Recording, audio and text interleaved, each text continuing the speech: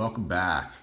Today I'm going to take you through my Bulova collection. I'm going to show you vintage, I'm going to show you more formal, a little bit less informal but more versatile, and then of course your sporty. I have here some automatics and quartz, and then one in particular here is a special quartz that I wanted to show you as well. I wanted to take you through what I like about the Bulova brand and what makes me buy Bulovas, but I also want to get into what I don't like about Bulova and what they can do to improve. So let's dive right in. First and foremost, let's start with the oldest one of my collection, and this is the Whale, Bulova 23. And this one works very well. You can hear the crown wind, very prominent. Still works like a charm, very smooth. I mean, as you can see, the dial's a little bit beat up, but I mean, this is what you like about these. It's got the raised crystal there, which is plastic. The band here is a flex band. Okay, it's the original flex band. These are very comfortable. I actually forget how they felt because I haven't worn one since I was like probably a teenager in high school. But this one actually has a day and date complication. The cool thing is, like, in order to change, you actually have to press the crown out. See how you just bring that out, and then I have to bring it back in for some reason, and then do it again. You see how that happens? In order to change the day of the week, I think you have to go through if I'm not mistaken, yeah, I think you have to go through the calendar. So basically, like, you go through your time here to get the right date, and then you're popping your crown out to get to the right day. So this is a perfect candidate for a watch that should be on a watch winder, because it's a real pain to get this set up properly. So this is the vintage one, and I aged this back into, I would say, the mid to late 70s. And the reason why I got this was because it looked like an Omega brand or an Omega model. I forget what they called it, but it looked very similar with the wide edges. So I liked the shape of it, because it's very unique, and there was a couple watches of that era that had that type of shape. So I'm gonna put a leather band on this, and I think it's gonna be a blue band with white stitching. That I can just see it now, and I think it would really pop. So definitely gonna do that soon. So that's the 70s vintage Bulova. Next, I wanted to show you something that's not new, but also not old. This here is the Bulova, and the way that they have their brands now, or their models, is, as you can see at the 6 o'clock position, 96A 122. Okay, so that's how you can look this guy up. I like this. I like this model because it was a square-faced model.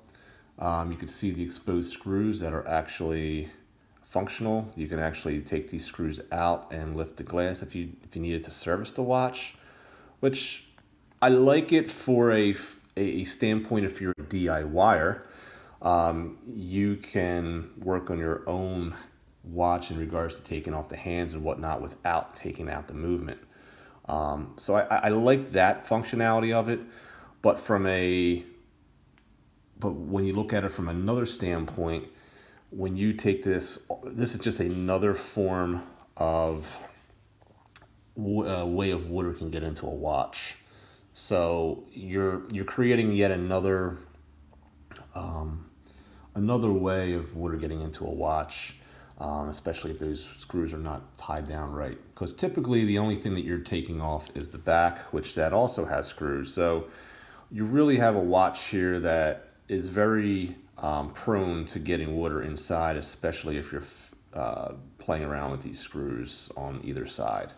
But this is a movement that is an automatic movement, so there should be no reason why you should be going into this watch at all, and therefore should be keeping that water resistance nice and tight. But this watch has a very, very unique metalwork. It's actually pretty impressive for a watch at this price point.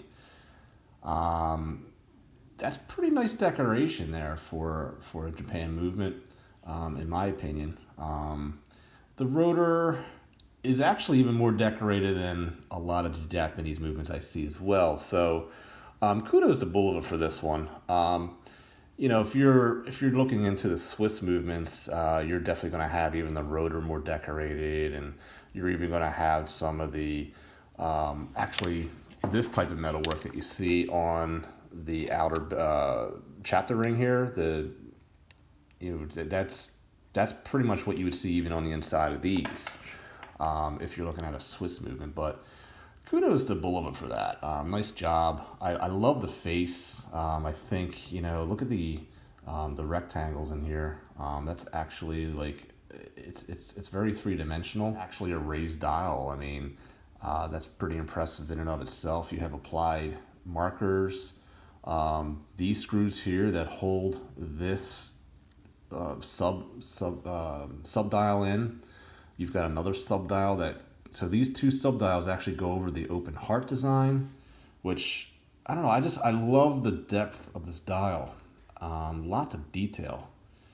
Not a complicated movement, but I also liked how they did the pitchfork here at the second hand. So pretty cool watch. I put a leather strap on it, and it's really a watch that you could dress up, and it's also a watch you could dress down. So that is that one.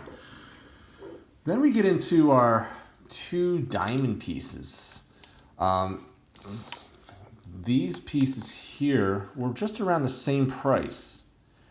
And this one here is an actual chronograph movement. This one here has the chronograph look to it, but the subdials are just date, 24-hour, date up here, day of the week, and date. And this one here is actually a chronograph, a functioning chronograph, as you can see here. So the reason why they were similar in price was because this one here has more diamonds, and this one here just had the complications with the chronograph. This one I put a red strap on, as you can see, and I think it really pops, especially against the white. You even see white cars with the red seats, and it just really pops. So really, really beautiful piece. This is a quartz movement.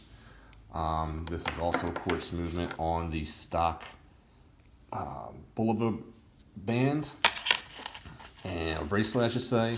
So this bracelet here is surprisingly nice. There's really not a lot of clankiness to it. Okay, it's very solid.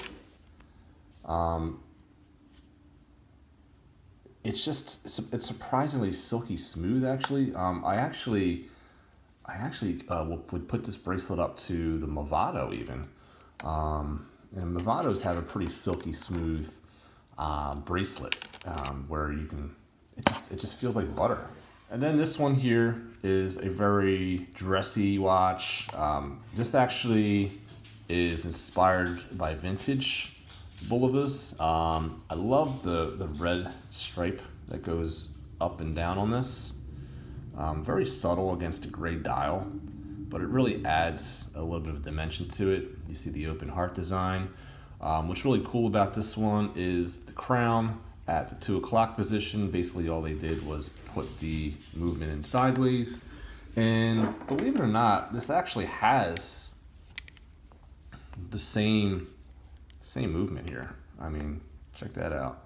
So if I actually put the crown at the same position as the other one, you can see it's virtually the same movement. different rotor, but same movement. So pretty cool. But this is a new Bulova. This one definitely has got to be at least 5 to 10 years old. So it just shows you that they're not really using anything that's groundbreakingly new in these models. But I have to admit that, you know, if it's not broke, don't fix it, right? But again, nice detailing. I love the exhibition case back. And it's even got a nice leather strap on it with the Bulova logo here at the clasp. Genuine leather, Bulova imprinted on the inside here. Very nice watch. Love it. It's gray with the rose gold applied markers.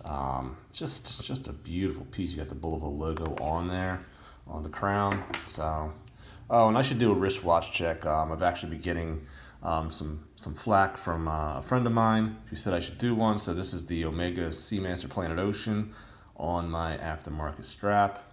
Love this thing. It's been really comfortable, and so there you go. And lastly, as I said, this one's a special one because take a look at that second hand.